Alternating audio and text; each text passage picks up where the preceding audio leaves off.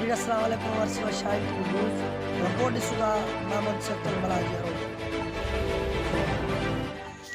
जी हींअर असां रोड लॻे कालका माता ते मौजूदु आहियूं, जिते कुझु ॾींहं पहिरियां कालका जी चोरी थी वई। नामालूम चोर जेके माना हितां चोरी करे फ़रार थी विया। हितां जी उन्हनि वसवारनि या इन्हनि कोई अहिड़ी हमदर्दी बि न ॾेखारी आहे हिन महिल ताईं। वधीक असांजे आयल महिमान दिलीप सागर उन सां हाल वाल कंदासीं त उन्हनि जो छा चवणु आहे। जी साईं। दोस्तों, असांखे काफ़ी ज़रियानि खां इहा ख़बर पई आहे त जेको सो कलेक्शन गनमैन खां जेका सा वई फुरी उहा अञा थी बरामद कान्हे का थी, ऐं जेके मोटरसाइकिलूं 3-4 थी वयूं हुयूं त उन में उहे मालिकनि खे उहे मोटरसाइकिलूं वापसी न थियूं आहिनि, बदिली करे ॾिनियूं आहिनि।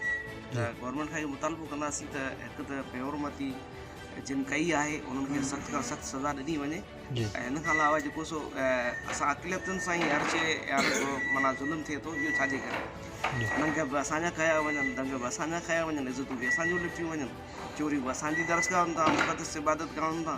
त आख़िरी इहो छो असांजे दीवान खे उलझे सुलझे के मैटर में आहे न आहे त तव्हां हणो था नौतन कुमार जहिड़े दीवाननि खे तव्हां मज़हबी तोहिन जी केस में हणो था।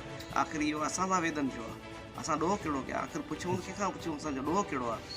त इन सां असां गवर्नमेंट खे मुतालबो कयूं था त बराए महिरबानी SSP सकर नोटिस वठनि त जेको सो हिनखे बराए ॾियनि ऐं बेहरमती कंदड़नि जे ख़िलाफ़ु सख़्तु खां सख़्तु